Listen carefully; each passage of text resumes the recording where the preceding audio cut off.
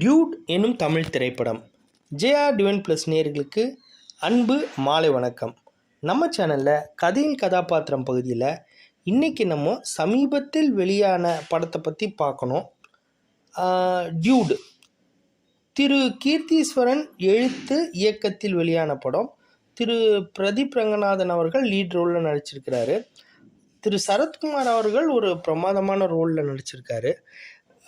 சமீபம் படங்களில் இந்த காலகட்ட படங்களில் பிரதீப் ரங்கநாதனுடைய படங்கள் எல்லாமே நல்லாவே போயிட்டுருக்கு. அதில் அவருடைய முற்போக்கு சிந்தனைகள் தொடர்ந்து வெளிக்காட்டுகிட்டே இருக்கிறாங்க. அந்த மாதிரியான கதைக்களங்களை தான் அவர் தேர்ந்தெடுத்திருக்கிறாரு. அதே மாதிரி களம் தான் இதுவும். இதில் ஆணவ கொலைக்கு எதிராகவும் ஒரு பெண் விருப்பப்பட்டு அவங்கள யாருக்கு பிடிச்சிருக்கோ அவங்கள திருமணம் பண்ணணுன்ற கான்செப்டாகவோ இருக்கட்டும், அந்த கருத்தியலாகவே இருக்கட்டும், அதிலெல்லாம் ரொம்ப ஸ்ட்ராங்காக அதுக்கேற்ற மாதிரி நல்ல அருமையாகவே நகர்த்தியிருக்கிறாங்க.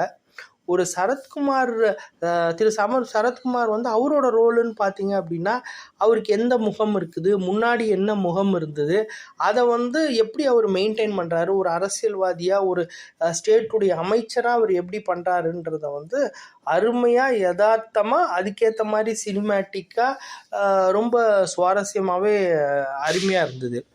ஆனால் இதில் ஒரு விஷயத்தை நம்ம கவனிக்கணும். இதில் அந்த திருமணம் பண்ணுறாங்க, அந்த குழந்தை பெற்றுக்கிறாங்க, இதிலெல்லாம் ஒரு 4-5 முக்கியமான கட்டங்கள் கொஞ்சமும் இயல்புக்கு பொருந்தாதது. நம்ம இப்போ இருக்கிற காலகட்டத்துக்கோ நம்மளுடைய எதிர்காலத்துக்கோ இப்போ உள்ள காலகட்டத்துக்கு பொருந்தாது. எதிர்காலத்துக்கு கட்டாயமாக இது ஒரு முன்னுதாரணமே கிடையாது. நம்மளோட இளைஞர்கள் இப்போ இருக்கிற சமுதாயம் இளைய சமுதாயம் அவ்வளோ ஒன்றும் ஒரு தரம் குறைவாக முடிவெடுப்பாங்கன்னு நான் நினைக்கல.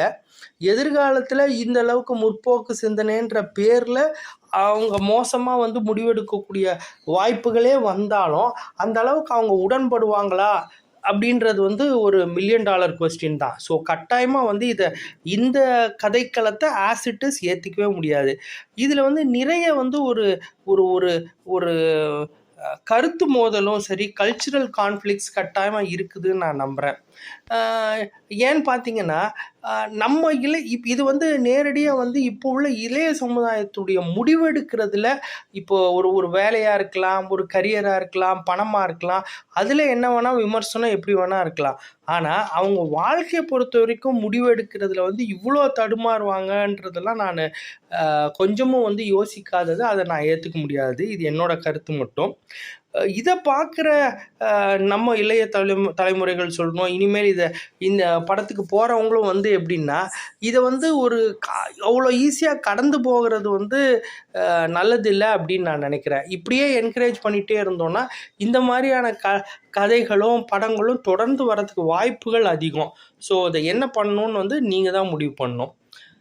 இந்த காணொளி உங்களுக்கு பிடிச்சிருந்ததுன்னா தொடர்ந்து இந்த மாதிரியான விமர்சனங்கள் வரணும் அப்படின்னு நீங்கள் நினச்சிங்கன்னா பெல் ஐக்கானை ப்ரெஸ் பண்ணுங்கள். நல்லதை ஆதரிப்போம், சர்ச்சைக்குரியதை தவிர்ப்போம். நன்றி, வணக்கம்.